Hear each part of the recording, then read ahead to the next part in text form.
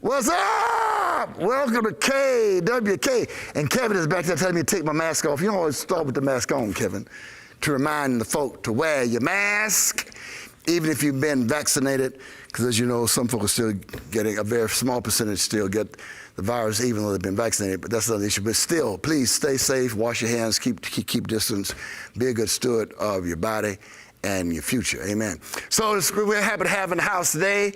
We got Mr. Bailey over there who turned the air on for us. Thank you so very much. Dr. Tara Smith is kind of hanging out with some family and friends next door in Louisiana. And by the way, guys, she did tell me y'all told her she doesn't do anything anyways, but I miss Tara myself. we have Rose, who's always eating. I've yet to walk in here before KWK, and Rose, our 20-year-old expert and resident, is not eating. Amen. And today, this is almost a drum roll. Drum roll, please. What? We got a delay on the drum roll? Lord have mercy. Ching! Today, Rose was eating a $23 lunch. And he had 6 shrimp, and he offered me 1. Praise God. All right, for that generous Rose is on it, man, I'm telling you. Then our producer, of course, Don, and then, as I mentioned earlier, Kevin in the house with the mask on. Appreciate it. Blessings on you. Look, call your enemies, your family and friends. We got 2 great guests today, one of which I'm going to introduce right now. But the other one, with all due respect, Mark, just hold on a second. The other one is our multi-award winning author and movie producer and actress and otherwise Rashonda Tate Billingsley with Simon & Schuster, Houston Defender, and a member of the church. You still a member of the church? Oh, she's still a member of the church too. Man, she's absolutely awesome. She really is. I mean, she truly is an author of over 54 books, Mark, and that's a bad sister over there. She is a bad sister. I'm a little intimidated. Don't be intimidated, Mark. Look, you got food, man, so you don't have to be intimidated. Speaking of which, we'll get to some church announcements later. Let's kick it over to Mark. What's up, man? I'm good. But now you need your Mark. I'm good. Yeah, I'm good. man. How you doing? I'm doing great. How about you? I'm going to take mine off too. Yeah. Yes, So sir. first, let me tell the folk why you're here. Absolutely. So Mark is here because Mark, may I show him a picture?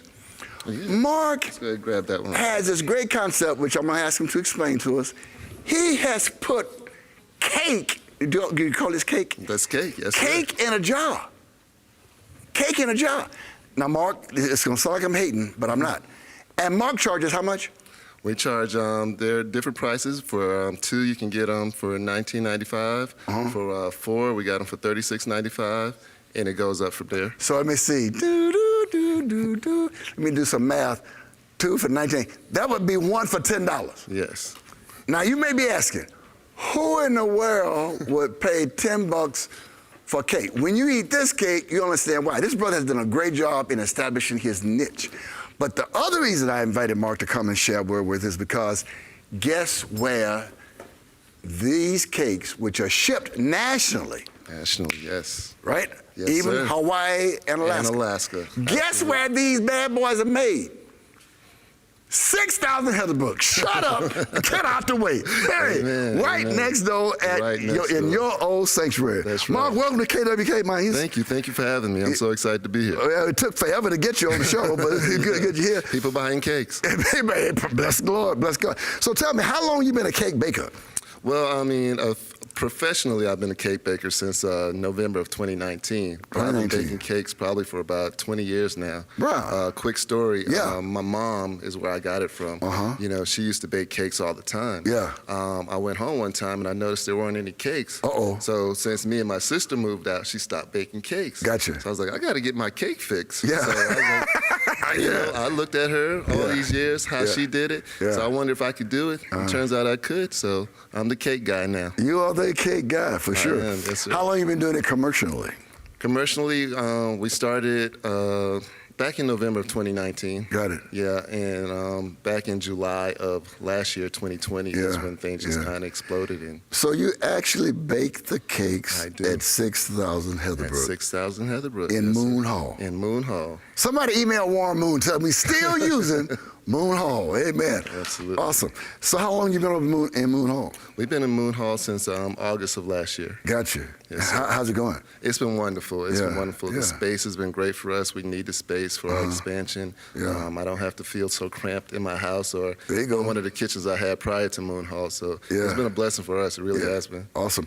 So approximately how many cakes do you bake a day? Or how many jars, I should A say? jar, we're probably cranking out somewhere around maybe 100 jars a day. 100 jars a day? 100 jars a day. It depends on, now with Mother's Day right around the corner, it's a little bit more busy. you slam. It's a little bit more busy, but we're somewhere in that 100 jars. So Mark, Yes, sir. cake in a jar. Cake in a jar. Where'd you get that idea from? Like I said, I've always loved to bake. I used to bake full-size cakes, and I still do from time to time. Yeah. But the idea of shipping a full-size cake Right. all over the country just seemed like a logistics nightmare to me. Okay. So Hold on, excuse me a minute. My wife hates it when I interrupt guests, but just hold on a second. Yeah, absolutely. I just want to remind you that God is the creator. We were created in his image. Therefore, everybody has at least just some kind of sign or symbol of creativity. You need to ask the Lord to literally explode in you the aspect and the spirit of creativity he already has within you. Particularly during this season where you think so many things are going on wrong, there's an answer for anything that God and everything that God wants you to do. This brother came up with the unique idea of putting cake in a jar. Is this patented, by the way, this trademark? It's Putting not. cake in a jar? We aren't the first person to do it, just the best ones. Oh, listen at you. Scripture also says, excuse me for sounding like a preacher, oh Lord our God, how excellent is your name in all the earth. So since he's doing it in the name of the Lord, it's excellent. And congratulations. I interrupted you. You're younger than I am. I'm sure you remember what you were talking about. Go ahead. Yeah, well, I think we were talking about how I came up with the concept of putting them in the jar. Exactly. So I did see this idea before, and I actually did it as a Christmas gift several years ago. We sent cake to different people. Right. Just kind of brought that idea back when it was time to start doing this. Yeah. So how many cakes? I've tasted a couple of them over the last few weeks and months, actually. Yeah. So how many different flavors do you offer? Right now, we officially have 12 flavors. 12 flavors? 12. We have 2 versions of the Ready Murphy, which is our red velvet cake. The Ready Murphy. Yeah, that's the other thing. We have a lot of fun with the names. The red velvet cake is called the Ready Murphy. The chocolate cake is called the Choco Con. We have the Banana Ross, which is our banana pudding cake. That's cute. Yeah. Your creativity doesn't stop, huh? I love doing this. Oh, man, that's fun. That's fun. So Don wants to know, that's the guy behind the big screen. Yes, sir. How do you buy one of these?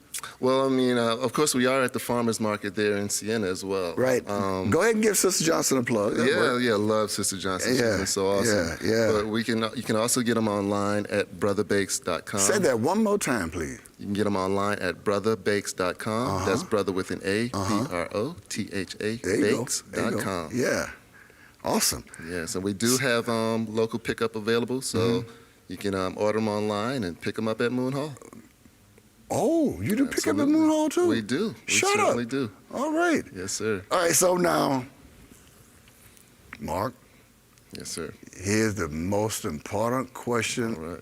I'm going to ask you during this 7-minute interview, and thank you again for stopping by Yes, sir. or coming over. Are you ready for this question? I'm ready for the question. Are you sitting down? I am sitting down. You have brought 2, 4, 6, 8 jars. I have. How many of these jars will you leave here at the KBC today? Well, it just so happened, it looks like the number is perfect. Oh, for 8, the so Lord we're gonna continues leave them to all. bless and multiply. We're gonna leave them all Did right you here. include Sister? Yes, Brother absolutely. Rashonda? All right, Absolutely. well, good. Then I will receive these on behalf of those who are here. And I will do it in Jesus' name, of course. Absolutely. And it'll be done decently and all. But seriously, man, thank you for coming. No problem. Anything else you want to share before you leave?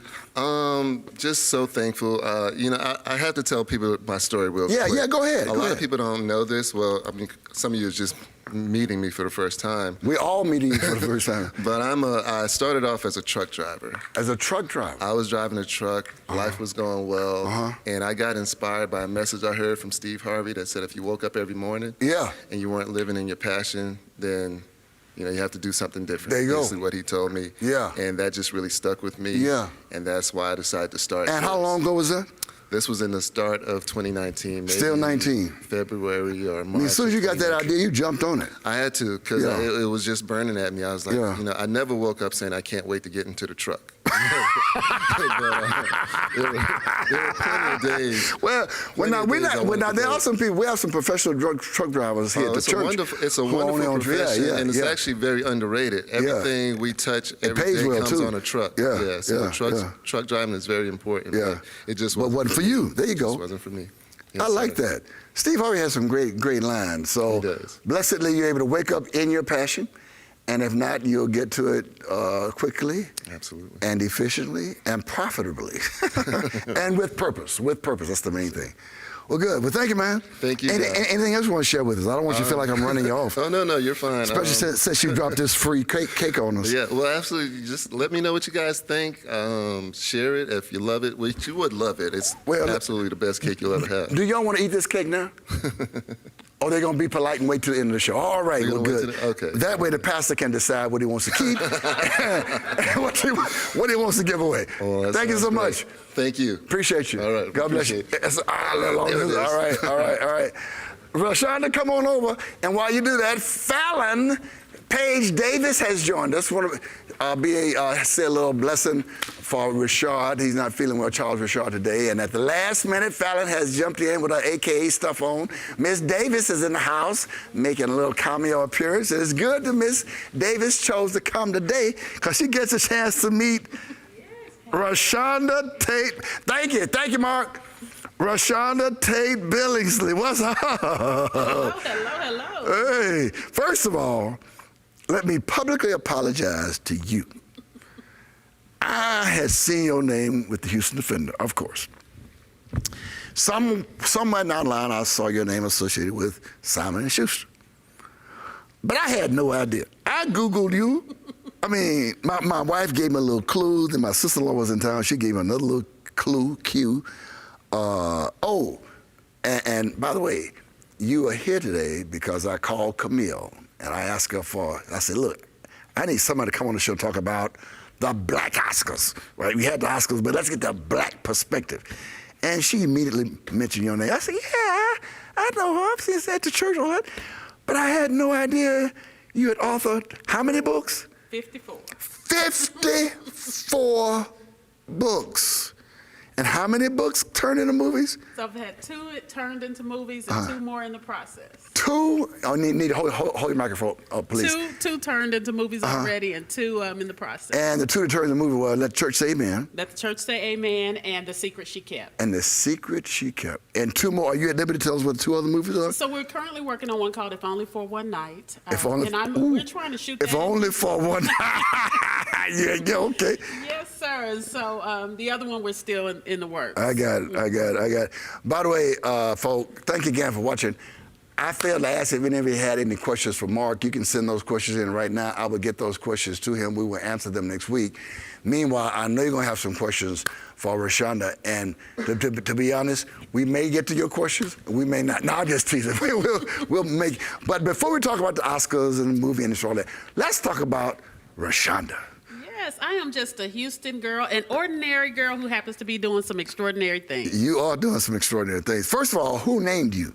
My mother, she was on some kind of painkillers or something, and she was so proud of the name. She put a couple of apostrophes in there, even though there are no letters missing. You know how they did it back then. That might came from my mother. I got it. So you were born in Kansas City. I was. Moved here, and this was 7 years old. Yes. Right. So I heard the story. Please retell it. About your first writing experience in 5th grade. Listen to this. This is hilarious. This is great. So I'm a native of Houstonian. Great. I consider myself a Houstonian. Good. And I went to school here. And so we had to write an essay on what I did on summer vacation in the 5th grade. 5th grade, yeah. And I wrote how I grew up in the ghetto. I lived in Alameda Plaza. And I wrote how I was witness to drive-by shootings, elderly ladies getting mugged, just how difficult life was for me. Yeah. And my teacher was so moved, she called my mother and said, if there's anything I can do for you, let me note. And my mother said, ghetto, drive-bys. We live in a nice middle-class neighborhood. Yeah. And my teacher said, well, why did you write that? I said, well, I went to summer camp, and this just sounded so much better. And it was at that point they explained the difference between fact and fiction. My mother was livid. She said, I'm trying to give you a better life, and you up there lying to those folks. Yeah. But it was just this active imagination. Yeah, that's great. And tell us your mother's definition of what's a lie, what's a story. Yeah, so my mother would always say, I love making up stories. My mother calls it lying. So she got to the point where if it comes, she said, if it comes out of your mouth, it's a lie. If you write it down, it's a story. Oh, Lord. Oh. all the folks everybody feels relieved. Yeah. So you've been writing stories since. I have. I had my first published story at 15. It was shortly after I joined Windsor Village. And I wrote a story called I Stole My Sister's Husband for this magazine called True Confessions. Now, I left out the fact. At 15? Yeah, I left out that fact that I was 15, and I left out the fact that my sister was 12. Yeah. But I wrote this story, and they published it. And I was so excited. Now, I never cashed the $150 check I got because I didn't want to tell my mama where it came from. Right. But that was my first published work. Yeah, at 15. At 15. Did you ever cash it? I ended up losing it. My mother said, you should have told me. I'd have fussed at you on the way to the bank. There you go. Yeah. So I got one more little story I need you to share with us because I just think this is so creative. And listen, I'm asking Rashonda to share this because all these questions because it's going to help somebody. Yeah. Tell us about. Oh, somebody's getting helped over here already. Ron Bailey has never said a dadgum thing since K been in existence. All of a sudden, he woke over there, as the young folks say. Tell us about your first marketing strategy. Yes, so... Listen, this is classic. Listen to this. So I am an outside the box... So first of all, you actually did this. I actually did. I believe it. So my first book I self-published because I couldn't get anybody to publish my book. Yeah. So I self-published, and I knew that I needed to get people aware of me. So I would do things like call a bookstore. I was in Oklahoma City at the time working. I would call a bookstore in Las Vegas. Listen to this. And I would say, hi, do you carry My Brother's Keeper by Rashonda Tate Billingsley? They say, nope, we don't have it, never heard of it. I'd call back about 4 hours later. Hi, do you carry this book called My Brother's Keeper by Rashonda Tate Billingsley? They like, no, we don't have it. I'd wait till closing. I'd call back and I'd say, I'm looking for this book called My Brother's Keeper. And they said, well, we don't have it, but we need to get it because everybody's calling about this book. And I did that in store after store, day after day, and the people, it just built a buzz. And the booksellers were getting it. They were saying, okay, when people would ask for a recommendation, they would say, well, you should check out this book. I hadn't read it, but everybody's buying it. And it caught the attention of an agent who signed me with Simon & Schuster, and here I am. That was 21 years ago. Yeah, isn't that something?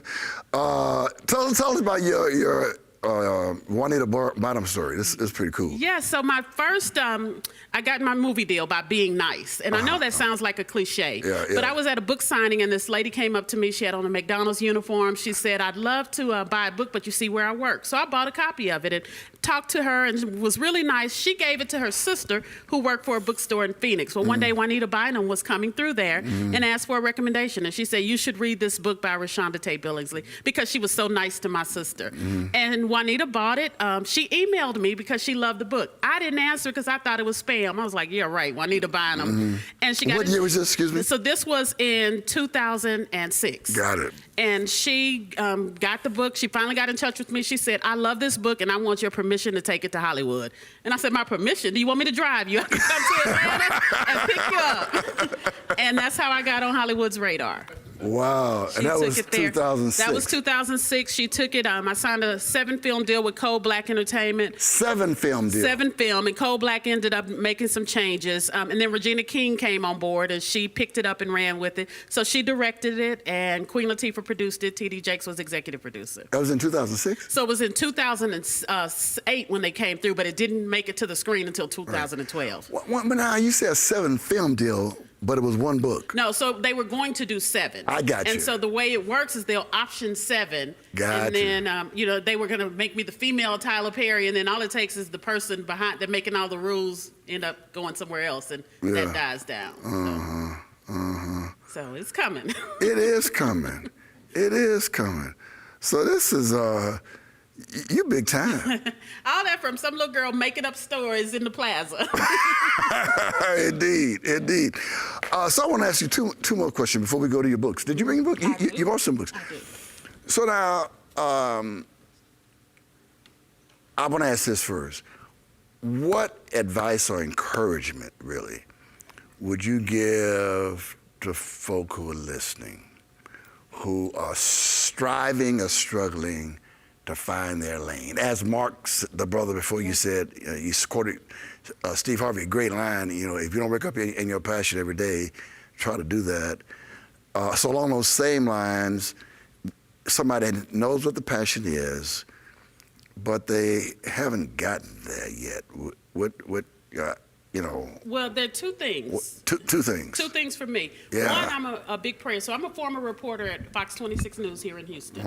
And I worked there as my literary career was really taking off. And I used to pray every day, God, give me a sign on whether I should leave this job and go promote my books full time. Because it was really taking off. Got it. And Excuse me, what year was this now? this was 2007 as well, right around the movie time. And God would send me signs. And I would say, I guess so, Queen Latifah and T.D. Jakes. right. But anyway. But I would say, but God, direct deposit. So I'm reasoning with the Lord, all these reasons. Yeah. And so in a matter of 1 year, I was written up 27 times at Fox 26. I had never been Written up as in up. If I in trouble? In trouble. If I mispronounced a word on the air, they'd say it was because I was too wrapped up in my books. And so for me, these were all, every day the Lord giving me signs, and every day I'm going, I can't leave this direct deposit. I just didn't have the faith. And finally, it just hit me. And God said, just step out on faith. I got you. Because I had a plan. I don't believe in just going home and quitting your job without a plan. Excuse me, will you say that again, please? Look in the camera. I do not believe in going home and quitting your job without a plan. Without a plan. You have to pursue your passion with a plan. And so I had a plan and purpose, but what I didn't have was that faith that to step out knowing that he got me, that God's got me. And so it got to a point where I was touring on the weekends, and they called and they said, well, we're going to change your schedule to the weekends. And I sat there, I said, okay, you know what? God, I hear you. I'm going to give my notice, and I'm going to leave Fox 26. And I still was under contract. They didn't have to let me out of my contract. They could have tortured me. But my news director said, okay, you know what? You've had a bad year, because it was a bad year. She said, if you walk away with a smile on your face and let us give you a going away party, not only will we let you out of your contract, we'll pay you out of your contract. Get out of so here. You know I was a smiling fool at that pizza party, right? But all along, it was that faith.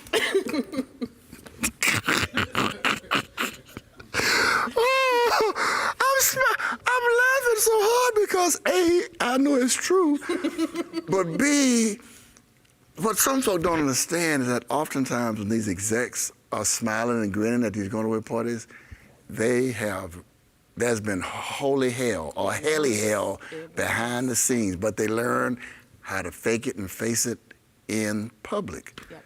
And that's what I did. Yeah. And my literary career took off after that. And it was just, I could only tour. I only had 2 weeks vacation. So all of that was limiting me. And when I stepped out on that faith, he hadn't let me down since. And you've been touring ever since? I've been touring ever since. Ooh. And I'm the kind of person, Simon & Schuster, when I initially started with them, they didn't do anything for me. They published my book and sent me on my way. So I said, okay, you don't believe in me, I'm gonna show you. And so if they sent me to 3 cities, I would add on 10 more. And I would go to 10 more on my own until the point they got on, they were like, okay, we need to get behind this woman because she's working hard, even though we're not supporting her. So it paid off for me. Well, in 1999, I signed a deal with Simon & Schuster. And they wrote me a nice size check, and they put me on a little tour. And, they showed that they liked me because they wrote me a check, but the marketing was up to me. Exactly. And I had a full-time job here at Windsor, so, that didn't last very long. Yes. But that's cool. And you're still with Simon & Schuster? I'm actually with Kensington. I just did my last book with Simon & Schuster. I'm with Kensington now. By the way, I saw, you have a record. A publishing company. But what's the name of it? Brown Girls Books. Okay, so I went online. I saw you have another company. Sound like some kind of production company or music company. So it's Brown Girls Entertainment, and that is an extension of the publishing company, because what we're doing is we have about 40 authors on our roster, myself and my business partner, and we're taking some of those books to film. I got it. Do you sing too? I do. That's the only thing I can't do. Now, I do sing, but I can't sing. We got some questions coming in. All right. And we're going to go to that. Then we're going to go to your books and talk about the Oscar a little bit. They are saying they love her. Oh, yeah, okay. They love your books, love you, love your personality. Of course, she's funny. She really is. And by the way, hold on. So, what, 2012 or something, you did a speech in Kansas City. I saw it online. Where you referenced the fact that you grew up in Kansas City and moved at the age of 7. Right. Now, most folk would have said, I moved at the age of 7. But this is what separates, the ain'ts from the can'ts or whatever. So, Rashonda says, I moved at the age of 7. She's speaking to her native folk there in Kansas City. But my mama moved me. Don't take it out on me. Then our Kirbyjon it. But I cried all the way to Houston because I wanted to stay in Kansas City. So in other words, being the real animated, cultivated minded author you are, you're always using that imagination, creativity, and even a polite, delicate, principled spin, if you would, to make it more attractive. And I think that's what good writing, good preaching, good communicating, period. You have to arrest the attention of the people. And I do that regardless of the audience size. Yeah. And I'm in Walmart, but I got in Walmart. You're in Walmart? I'm in all stores, but Yeah. I initially got Whoa. Time out. If you don't mind, list all the stores you. I just want the folk to hear. But just give Every us. single store that sells books, I'm in there. That's what I'm and talking if it's about. not on the shelf, you can call it, they'll have it the next day. Barnes & Noble. Borders used to be a big seller of my books until they closed. Yeah. But I got in Walmart because I was at a book signing, and we had 3 people show up in Little Rock. And the owner was so apologetic, but I had a wonderful time with those 3 people. Right. And one of those 3 turned out to be married to a buyer for Walmart. That after that book signing, she made her husband buy 17,000 copies of Let the Church Say Amen for Walmart. And I've been in there ever since. And it came from being nice and engaging 3 people, respecting those 3 people like it was 300. Hashtag be nice. That's the theme for today, I'm telling you. Can we get more information on the cake? I want to know the answer to that one. I want to know the answer to that. I just had to read that while I was up. We gave you his website, but what advice do you have for a new author? I think you kind of shared that. I didn't say, though, please. Every minute you spend talking about what you don't have time to do could be spent doing it. Ooh. And so that's, excuse me, say it again, please. Every minute you spend talking about what you don't have time to do could be spent doing it. And that's how I'm able to get everything that I do done. I don't do idle time. Life will always get in the way, whether you want to write a book, whether you want to start a business. If you're at home and you let yourself get distracted, laundry is going to always be there. Your dreams are not. Make them happen, find a plan to pursue them, and your desire for whatever it is you want to do has to become greater than your resistance. Have you thought about writing a book? I write fiction. I just make stuff up. No, but that's as the young folks said, that's facts, though. Yeah. That is so good. And in fact, I heard you in one interview call it Christian fiction. So I write, initially when I started, I was classified as Christian fiction. Yeah. I didn't like the label because I'm a Christian who writes fiction, but I write reality. And in my world, the crackheads I know don't say, well, pass the pipe, gosh darn it. I write reality. Right. And in the beginning of my career, I caught it for that. Right. People would pick up my books expecting, okay, I'm going to get all of this, rosy Christian fiction. And my grandmother, I write about people like her. She had personal relationships with the Lord, but she would cuss you out and knock you upside your head in the same breath. So those are the type of stories I write. Why am I the only one laughing? I thought that was hilarious because it's real. Yes. By the way, before we get to the questions, and we are, this is, I love this fiction piece because, some believers, especially the pious ones, are anti-fiction people. I'm going to say it. You don't have to say it. I'm going to shake you up. Are you ready for this? When Jesus told parables, that was fiction. He made those up. Now they became the truth because he spoke it.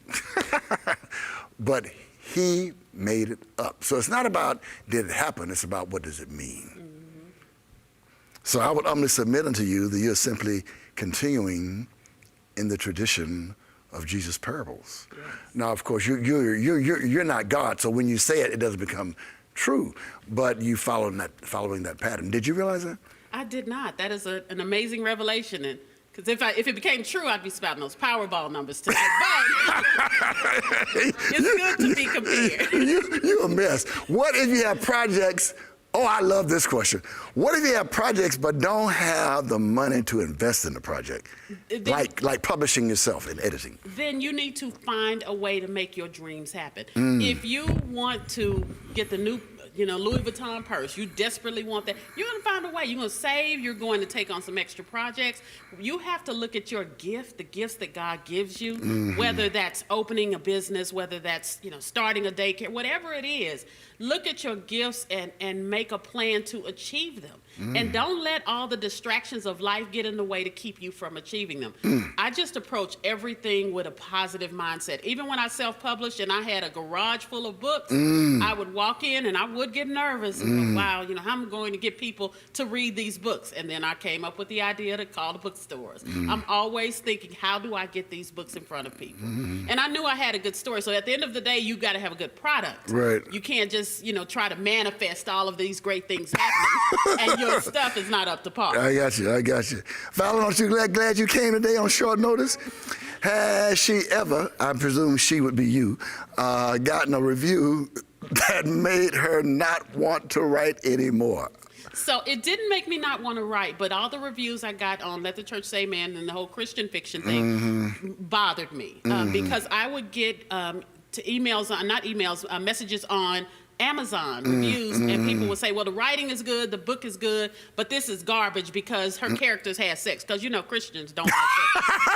I don't know how baby Christians get here, but okay. Yeah. And so I did, and for the longest, those would bother my spirit. Right. But I got to the point where I had to realize I'm touching more lives than these negative reviews. There you go. And I had to overlook them from there. Yeah.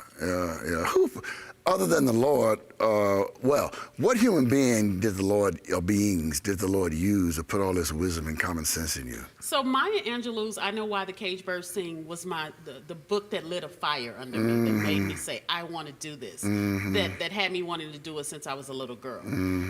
And so my mother inadvertently, I love her to death, but she was not a supporter of my dreams. Right. She would always say, you can't make money writing books. You need to go and get a real job. Yeah. Now, when the literary career took off, she was the main one saying, when are you going to buy your mama a car? Exactly. But at the time, she wasn't feeling my dreams. Right. And I had a lot of people like that, and it wasn't because they weren't supportive, but it was because they didn't see black authors. Right. So we have to learn to look and believe in ourselves sometimes when nobody else will. Exactly. Charles Richard is not here. It's 1:32. Do we know of any church family members who've passed? Charles didn't pass it on to you.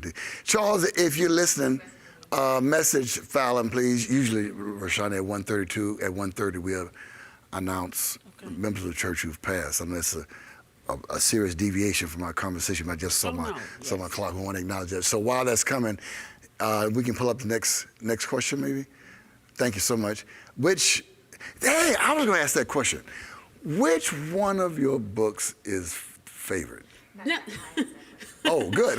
That's from Fallon. That is a hard question. That's like saying, which one of your kids do you like best? And I have 3. Now, my girls would say it's that baby boy. That's who she likes the best. Yeah. But it's hard because they're all my babies, my books. But if I had to choose, I would say The Secret She Kept because it deals with mental illness. It's one that was made into a movie on TV1.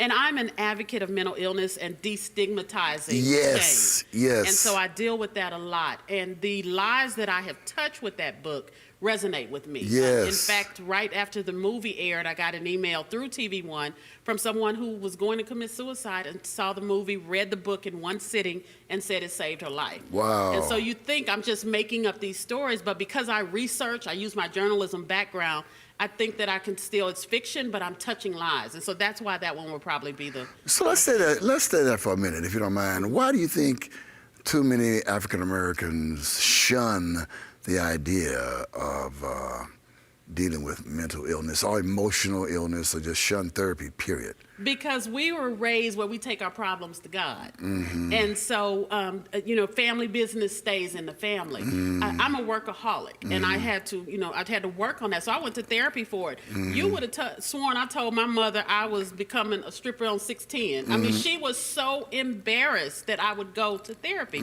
because that's how she was raised. And so I have just worked really hard to destigmatize that and show that God gave us therapists for a reason. Indeed. As a matter of fact, I was talking to Pastor Hazel Jackson. Pastor Hazel Jackson leads our Grief Share group, and I invite you to get in the Grief Share group as it blesses you. And she shared something with me that was very, very enlightening and encouraging. One of our members suffered a loss during a freeze, right? Because, lights went out and it flooded us. Something happened during the freeze such that her artifacts and pictures and what have you got destroyed. And she was really grieving that, right? And one day one of our friends said to her, you know what, you need to get over this, And she said a light bulb just went off, and she realized going to Grief Share to help her process the loss of artifacts, pictures would bless her. She went to Grief Share, and she feels better. Sometimes we feel like if if a loved one hasn't passed, I didn't lose my job. I mean, we tend to minimize the power of loss, disconnectedness, not realizing that even if you lose some pictures, it can mess you up. We're doing that a lot to our young people. Yeah. I just did an article in The Defender on this. We're doing it to our young people who lost their senior years, who lost their prom, their graduation. Yeah. We're dismissing them because we're basically saying this is a pandemic that killed Get all over these it. people, and Yeah. you're worried about a prom. But that's a valid concern for them. Amen. Yeah. That's good. That's good. Nobody's passing. We're aware of. Okay, great. All right, we'll go on to one more question. Then we'll talk about some of these books. I think we'll get to the Oscars. The Oscars are insignificant. We'll talk about them. Tiffany had not said she's on her way? Who is that? She's someone in the comments. She's on her way. She wants her to sign the book.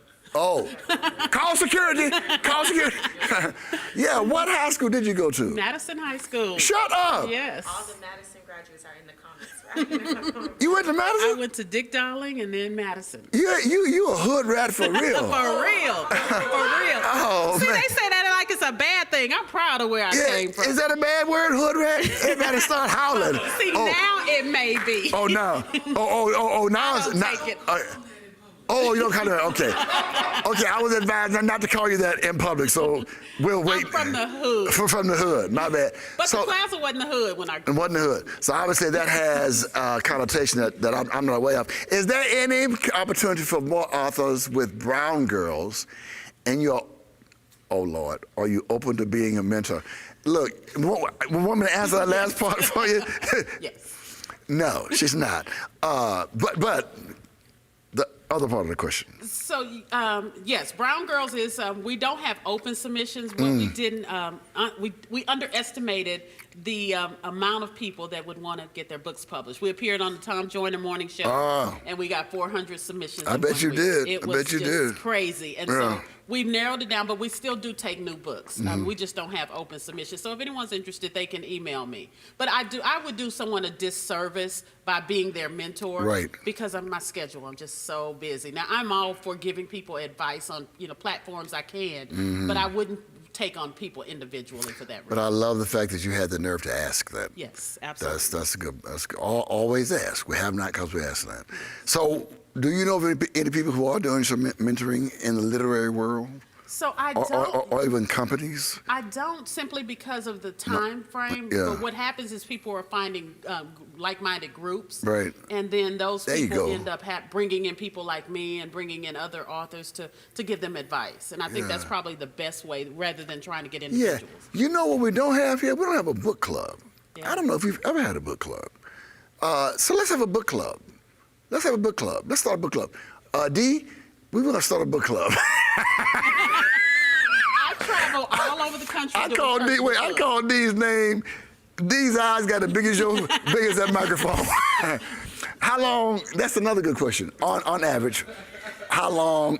When you try to do drum roll, how long does it take you to To write a book? Yeah. So it takes me about 4 to 6 months. If you were to see the Really? first draft of what I write, you'd be like, okay, who is she blackmailing in the publishing industry? Yeah. Because this is garbage. Because I don't think on my first draft, I just get everything out. I pour it out onto the pages. And then I go back in and clean it all up. I look at writing a book like making a good pot of gumbo. You put the roux down first, and you make sure your roux is perfect, and then you go in and you add everything to juice it up. And so that's how I take my approach to writing a book. I go in after the fact and add all the things to juice it up. Speaking of juicing it up, what'd you bring with you? So this is one that I do with a lot of churches that I absolutely love. It's called the Book in Room 316. And it is about an old tattered Bible in a downtown Houston hotel and how it changes the lives of everybody that comes into that room. And so it changes for some people that don't even open the Bible. And that really resonated with me because, again, I do write fiction. I prefer to call it Christian friction because it's going to ruffle some feathers. But, I write about a whole variety of topics. By the way, I did notice that a lot of your topics are either church speak, church language, little church language undertone. What's that about? See, I write fiction. That's my story. I'm sticking to it. I'm not going to tell you how many of my titles I got sitting in your congregation as you were up on the stage. But I do. It's no, secret to how I get my titles. I sit in church on Sunday, and you give a good message, and then you say, "Let the church say amen." I'm like, there's the title. So what'd you bring? I think Don's going to put some titles on the screen, but what do you have there? So all of the Stolen Daughter. This one is about Stolen Daughter. Stolen Daughter all of my books are based in Houston. Really? And this is a woman who finds out that her mother that raised her isn't her mother, and her mother is actually lives in Beaumont, and she was stolen as a baby. And so I take a little bit. So that's based on a true story. So what I do, again, I write fiction. Yeah. That's my story, and I'm sticking to it. But there's a joke in my family. Don't say anything around Rashonda unless you want it in the book. Right, because I'm at the laptop, at the family reunion, laptop open, I'm taking notes. Yeah. And so I get inspiration from all over. And then I let my imagination take over. Right. What else you bring? More to Life. This was my 50th book, and it was about a woman that discovers that there has to be more to life. She has an amazing husband, amazing family, but she's not personally fulfilled. And I'm a firm believer, as your earlier guest was saying, that if you wake up every morning and you go into work at 9 and all you're doing is looking forward to 5, you're not living in your passion. And so I'm a firm believer in making people get to the point, make a plan to get to living their passion. Awesome. Well, let's and then Let the Church Say Amen was the one that was made into a movie. Yeah. And then A Little Bit of Karma is my latest one. It's a little different from how I normally write. Right. But it's a couple that is going through their relationship guru, and they have problems of their own. And so I try to write page turners, but also that you walk away with a valuable lesson. Yeah. Well, obviously you have accomplished that goal. I try. Yeah. So any other question? Oh, can we get? Here we go. We still talking about that cake They in want the jar. that cake. I want it too. One more question about the books, and we're gonna slide over to the Oscars. If you had one thing to do differently, or better yet, if you had known then, say back to 2006, which seemed to be a pivotal year. If you had known then what you don't know now, what would you have done differently? I would have treated my side hustle, because books were my side hustle. I would have treated it with more respect. And I say that by saying it would have been a business. So I was just writing books. I didn't look at what I was doing as a business, and I didn't take a business approach. I would sell some books, go buy some shoes, and then wonder why my accounting books weren't adding up. Yeah. Because I didn't look at myself as a business. Yeah. And so that if I had to go back and do something different, that would definitely be, because I would treat it as such. And I really do think I'd be further along in my career if I had.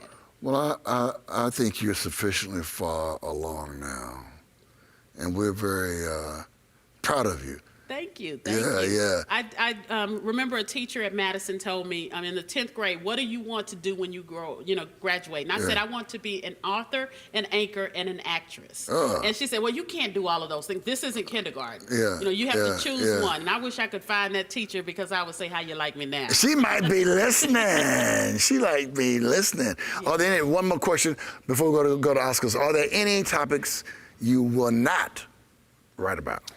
I'm not a big. I write what I know and what I like. I'm not a big science fiction person, so I wouldn't write it because it wouldn't make sense. And science fiction lovers would be like, "What is this?" And then I'm a big. I don't write erotica. I'm just not good at it. Right. Love like you've never been hurt. Books so to be. Oh, that's okay. Good. So, Oscars. First of all, are you an official movie critic? I am not. I love to do it, so I get on my social media, my Facebook page, and I critique. And, it's just something I do for fun, although people are always saying they come when the Oscars and when shows come on, they come to my page to see what I have to say about it. So which movies should have been nominated and weren't? Let's start there. I think Regina King should have been nominated for Best Director. Right. I definitely, for One Night in Miami, she should have been nominated. Yeah. I think they were right on the money in terms of the movies that were nominations. They were not on the money in terms of who won. And also, I hate that with Judas and the Black Messiah, they nominated the two black men in the same category. Yeah. So then it's like, who was the star? Yeah, right. Exactly. Well, since you bring up that point, and this is an obvious question, but I'd like to get your input in it. How political is that whole nomination process? It's very political.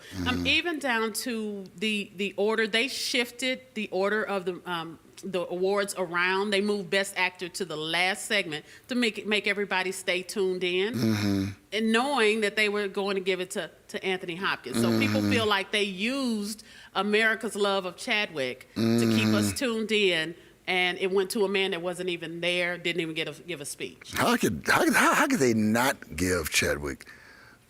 I mean, because it's political. It's political. And so it went to Anthony Hopkins, who is an amazing actor, but he didn't even have a speech prepared because he thought it was Chadwick as well. Yeah. He did his speech like 2 days later. Right. Wow. So do you I guess you don't know anybody who actually works behind the scenes. I actually do. And so it is political. They start petitioning for the nominations. Petitioning. So they try to get with the Academy members to you're positioning yourself. You're jockeying to get those votes. As you know, when they had the whole Oscars So White movement, they were trying to increase diversity because the people making those decisions did not look like us at all. So they couldn't relate to a lot of the movies that we know and love. Yeah. Is it my imagination or is it a fact? Seems as if in the last 5 to 7 years particularly, there's been an explosion of black actors and actresses in film. And even so with quote unquote black movies, is it? It absolutely has. We've seen a shift after the Oscars So White. They really did move to try and make a move toward more diversity and inclusion. Right. And you do see that a lot. It's still we're not all the way at the pinnacle of this because you have situations like Anthony and Chadwick. Yeah. But there is an effort being made. There's just still a long way to go. Yeah. I tell you, and as you know, and I guess this is still true as well. I should have checked this stat before I came on the show. But last time I checked, African Americans are overrepresented at the box office. Yes. When the movie industry was suffering, 7, 8 years ago, were it not for us, it may have, I don't know if it would have gone out of business, DC probably would have saved them, but they would have been on life support. We've been doing this for a long time. If you think back, UPN was about to die. UPN was about to just go belly up. And then they came in with all the black shows. And that basically saved the network. Yeah. And as soon as they got back up on top, they abandoned it. Again. Yeah. Look, Rashawn, I need to give some church announcements. Yes, Could you hold on just a second? Absolutely. Yes, and thank you for being here. So let's hit a few church announcements, please. First of all, as you know, we have our drive-in service this coming first weekend in June. 6 p.m. service, 6 a.m. service on Sunday. 6 p.m. on Saturday, 6 a.m. on Sunday, 8 a.m. on Sunday, 10 a.m. on Sunday on the first weekend in June.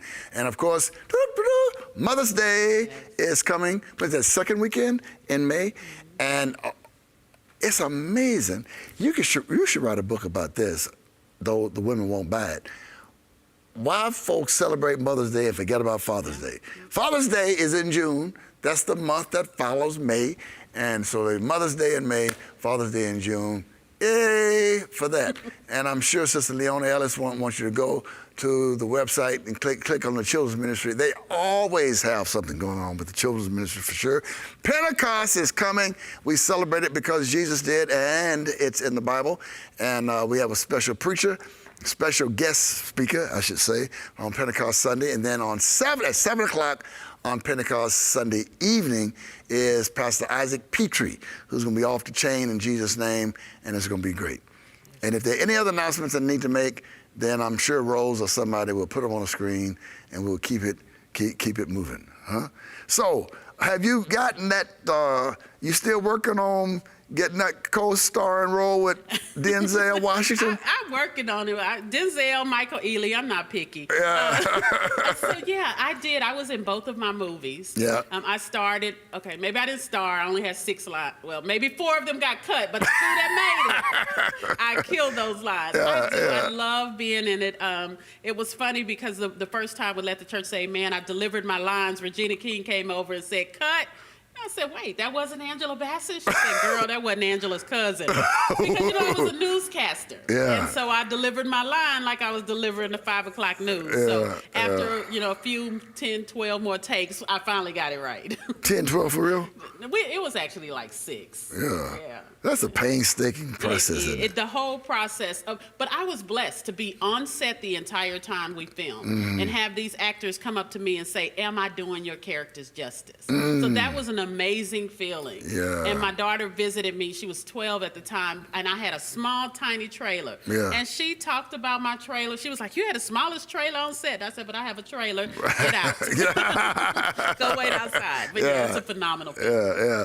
Look, before we go back to the books, can we get in your business for a little bit? Absolutely. So can we tell them about November? Yes. So Rashonda, drum roll, please. Drum roll is coming. That was beautiful. Just breathtaking. Rashonda Tate Billingsley is getting married in November. Hey.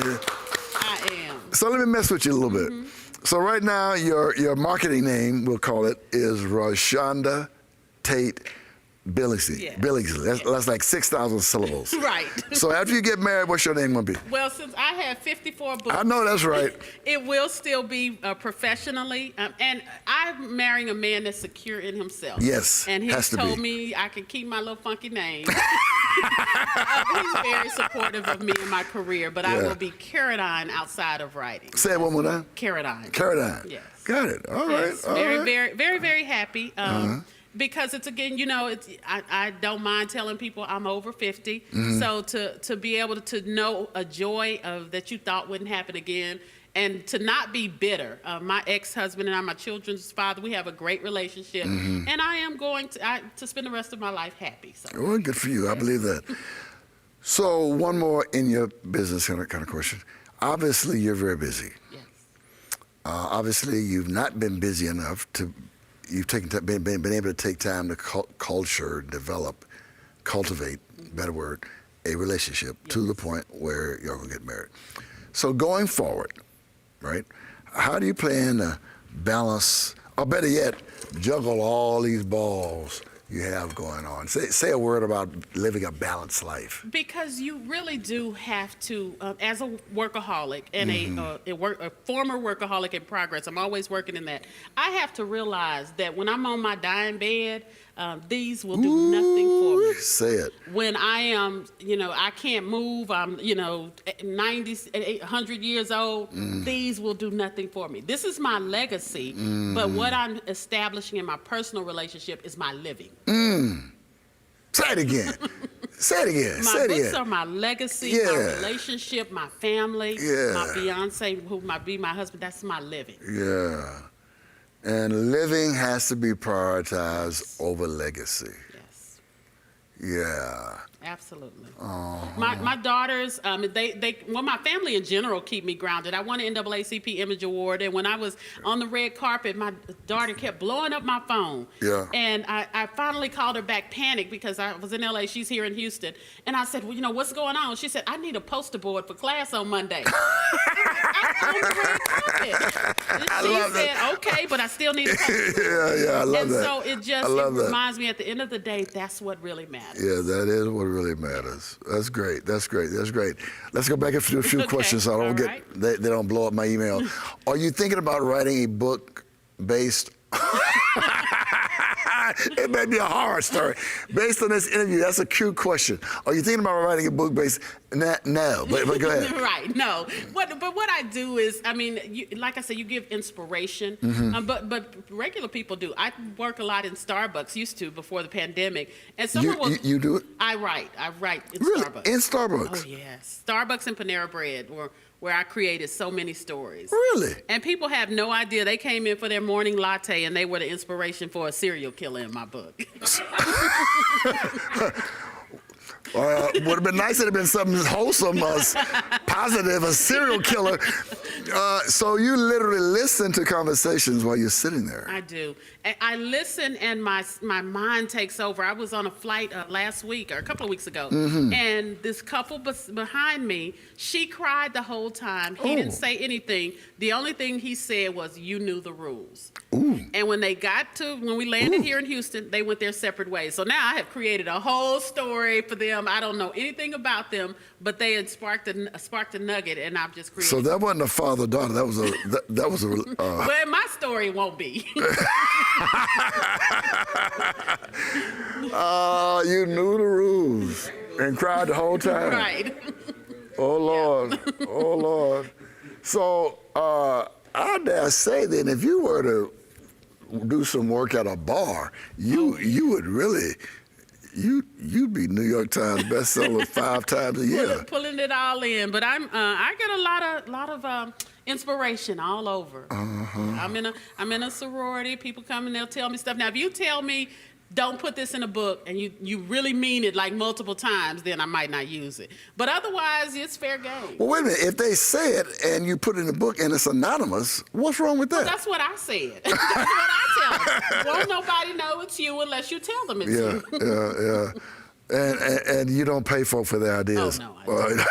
That's why I let my imagination. That's why I write fiction. I think it's about 3 minutes to 2 o'clock. Yeah, that's a good question. When will you? Yeah, thank you.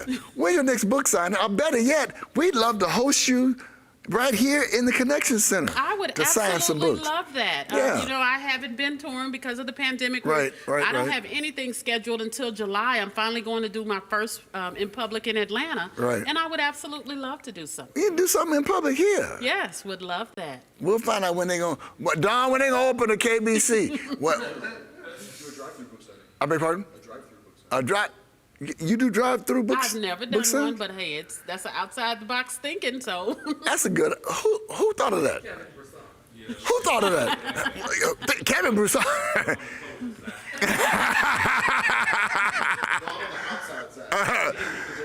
I tell you what, if a drive-through book signing could be successful, it would be with you. Let's think about that. Yes, I would love See, you should have come up with that idea at 1:30. Then we could have done a poll. At 2 minutes to 1 is 2 minutes to 2 is too late. Would you ever write a biopic? I don't think that I'm interesting enough for it. My very first book. Somebody else might, though. My very first book was dealt with domestic violence. And when I finished that book, I was so proud of it, and I let my mother read it, and she had an attitude. And I said, well, you don't support. She said, people are going to think that's us. So whenever you go talk, you let them know that nobody hit me, so nobody hit my mom. But yeah, I just don't think I'm interesting enough. Others would differ, but okay. A book about your family or a true story? So I would definitely do a true story. In fact, Really? I'm working on a historical fiction novel, and it is about the black actors of Hollywood in the 1940s. Ooh. The Hattie Mae McDaniel, Yeah. and they form a partnership Thank you. because they can't get they're playing stereotypical maids, and so they form a relationship because they're dealing with so much hate. Wow. And Stephen Fetchit was the first black millionaire actor, and he was hated in the black community. I bet he was. Yeah. I think we have about 45 seconds left. One of our members made history last night. Jalen Waddle went number 6, I think it was, in the draft. He graduated from Episcopal High a little bit after Fallon Page. You may have seen him on the screen. Look out for Marvin Wilson tonight or tomorrow. He's not one of our official members, but he's a virtual member. He claims us, we claim him. And congratulations to those two families. By the way, what makes Jalen significant, and you saw him do the backward flip here on stage 3 years ago, when he was born, Rashonda, the doctor said he wouldn't be able to walk or run. And now he's first round draft pick going to Miami. We love you. We thank God for you. Rashawn, you got about 5 seconds. Give us you have a 5-second goodbye? Yeah, just stop talking about living your dreams and go live your dreams. Yeah. So glad to have Mark with us today. Glad to have Rashonda with us today. Glad to have the production crew. And most of all, glad to have you and the Lord on our sides. We close out KWK. Don't miss next week. Don't know who's going to be on? Oh, yes, I do. If you need a job, you don't want to miss next week. We've got to have an HR person coming in, has thousands of jobs, literally. We love you. God bless you. Happy Friday to you. It's bright and blessed and beautiful outside, as you can see. If you can see it, it's blessed. Love you. Bye. Bye.